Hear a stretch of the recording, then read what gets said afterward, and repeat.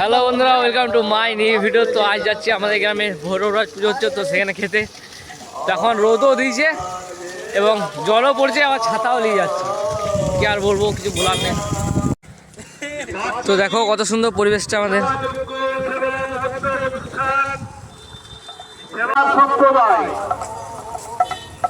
তো দেখো বৃষ্টি হয়েছে কত, তো তার কারণে পুরো রাস্তাটা দেখা যাচ্ছে যে রাস্তায় অনেক জল ভিজে রয়েছে।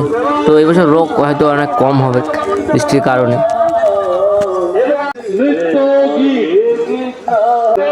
ছাত্ররা তুলো, এটাই ঠাকুর স্থানের প্রথম গেট।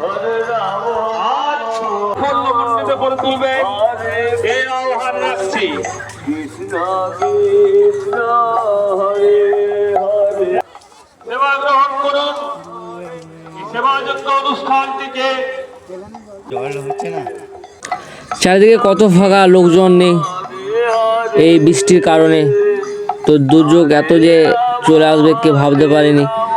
তো এই গেটটাতে ঢোকা যেত না, তো সেই গেটটা আজ ফাঁকা পড়ে আছে, খুব অল্প লোক রয়েছে। এক বছর অনেক ভিড় হইলো, অনেক মানুষের সমাগম হইলো, কিন্তু এবছর কোনো লোক নেই। তো এখানে কোনো ফানি বা কোনো কিছু করব না, কারণ যেহেতু ঠাকুর স্থান, তার কারণে।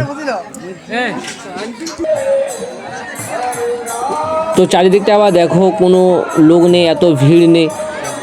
তো নিজেদেরই কেমন একটা খারাপ লাগছে যে গ্রামের একটি পরব এত সুন্দর, তো তাও আবার বৃষ্টির দুর্যোগের কারণে কোনো লোক আসতে পারেনি। অনেক দূর দূরান্ত থেকে লোক আসে, তো আগের চেয়ে অনেক কম লোক হয়েছে। তো আমাদের ঠাকুর স্থানটা দেখাবো, বাবা ভৈরব ধান, জয় বাবা ভৈরব রাজ। তো দেখো কত সুন্দর সাজিয়েছে এবং এখানে কীর্তন হচ্ছে। তো প্রতি বছর দুটি লাইন হয়, একটি মেয়েদের এবং অপর দিকে ছেলেদের। তো আমি সেটা দেখাবো যে ছেলেদের লাইনটা কোন দিকে এবং মেয়েদের লাইনটা কোন দিকে।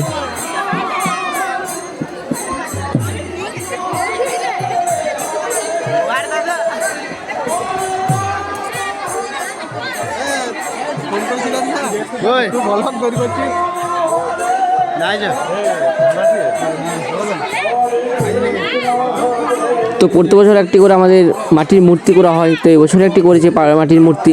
তো এবছর মাটির মূর্তির নাম হচ্ছে অর্ধাঙ্গিনী। তো দেখো এই সাইডে মেয়েদেরকে বসানো হয়েছে, এটা মেয়েদের লাইন। যত বেলা গড়ায় তত আরও লোক আসে, আরও লোকের সমাগম হয়। তো দেখে অনেক ভালো লাগছে যে অনেক লোক এসছে বেলা করে। মানুষজন অনেক আশা করে যে বছরে একটি আমাদের ভৈরবরাজে পুজো, তো সেখানে যায় এবং অনেক মানুষের ভিড়, অনেক মানুষের সাথে দেখা হয়। তো এই সাইডটা হচ্ছে যে ছেলেদের।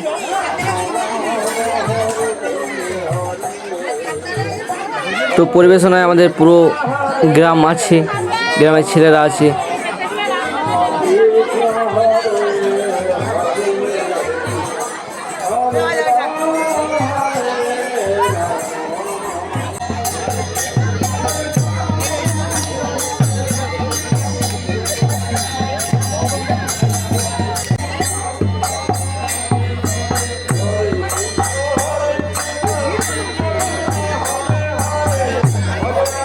ভিডিওটা বেশ বড় করলাম না, তো ভিডিওটা এখানেই শেষ করলাম। তো ভিডিওটা কেমন লাগলো অবশ্যই কমেন্ট করে জানাও এবং আমার ইউটিউব চ্যানেলটাকে অবশ্যই সাবস্ক্রাইব করুন। সবাই ভালো থাকবেন, সুস্থ থাকবেন। জয় বাবা ভৈরব রাজ।